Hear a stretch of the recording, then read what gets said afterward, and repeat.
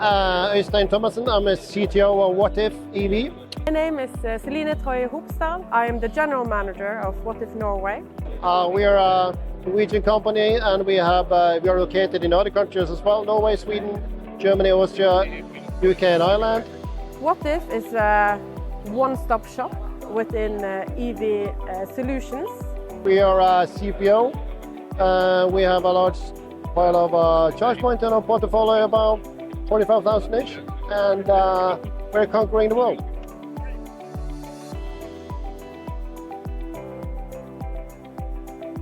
One of the things that is unique with Wattif is that we are a one-stop shop. We kind of say that we focus on destination charging and multi-dwelling units, but we still do all the other adjacent areas as well.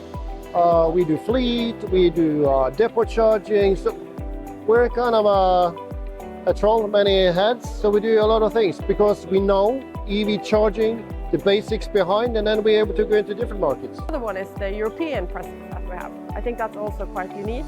At least we've been in Europe for 4 years now, I think.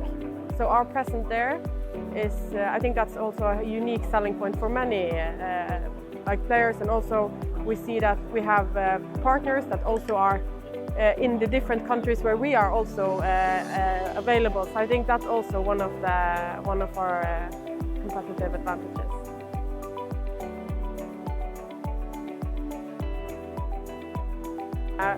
Being in such a fragmented market with a lot of competition, and there's a lot of smaller players that kind of drop their prices to just get market shares. In the German market, we see it's hard when we build out to get new contracts or the grid connection or the lease with a partner. It takes a long time.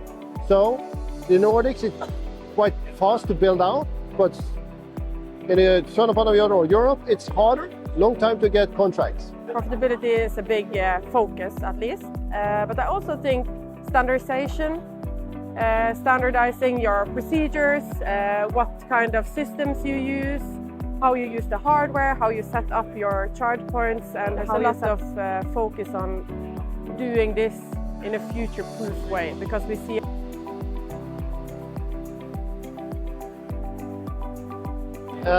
that it's important to have a good backend system. That's why we're here, maybe, yeah. And so be able to put on new functionality at a quick rate, import new chargers, develop new, maybe market-specific functionality. I think it's key. At least when we need to be able to change fast, we need to adapt.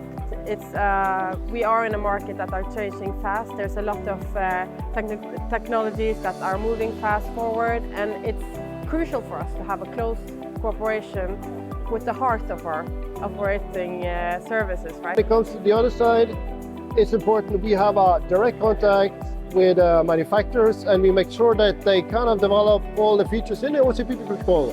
Because we see, even if they're an old player in the market, they still have improvements for getting the protocol 100% to work. And that's OCPP 1.6J fully, and also 201 and now 2.1. We need the newest version and the best implementation of the OCPP to be able to put it in our system, and then have a single point of management view, operation view. That's really important to us. The systems that are kind of driving are also our profitability, right? And we need to be able to give our customers solutions that are easy, user-friendly, it looks good, and it works. So I think the close collaborations with software as AMPECO, but also the hardware side of it is crucial, because it's one ecosystem that needs to work to be able to actually deliver to the customers.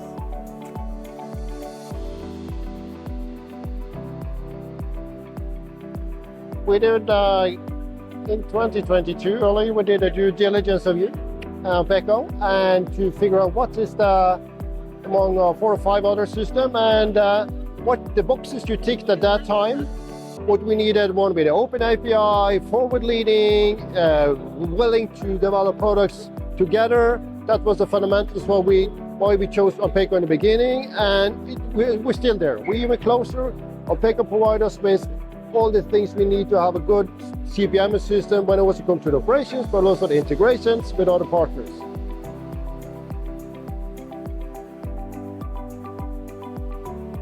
I'm very excited about kind of now focusing on making our products even better, to kind of leaning our organization, having a focus on profitability, but also kind of delivering the best solutions to our customers. And I'm also really excited for the focus we will now have on fleet solutions, because I think that's really big. It's huge in Norway. There's a lot of players that are looking for good fleet solutions for their vehicle parks. In Norway, a lot of the working cars are now electric, and they would like to charge them at home or at somewhere else and not having to pay it first and then kind of get the money back. So that's kind of that's one area where we've not been very present before, that we will have a lot of focus on this year, that I'm excited about.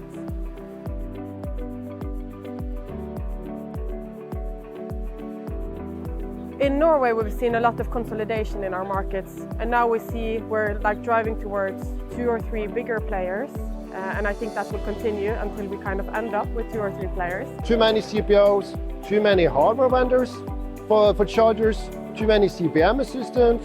So that will be a consolidation going forward in all these categories. And in the end, we need to pick the best hardware vendors and also the best backend systems. So it's important. So we need to, from day to day, we evaluate everything, vendors, everything. So what we do, from the 3 to 5 years perspective, I guess there were half of the manufacturers from chargers and also half of the CPM systems.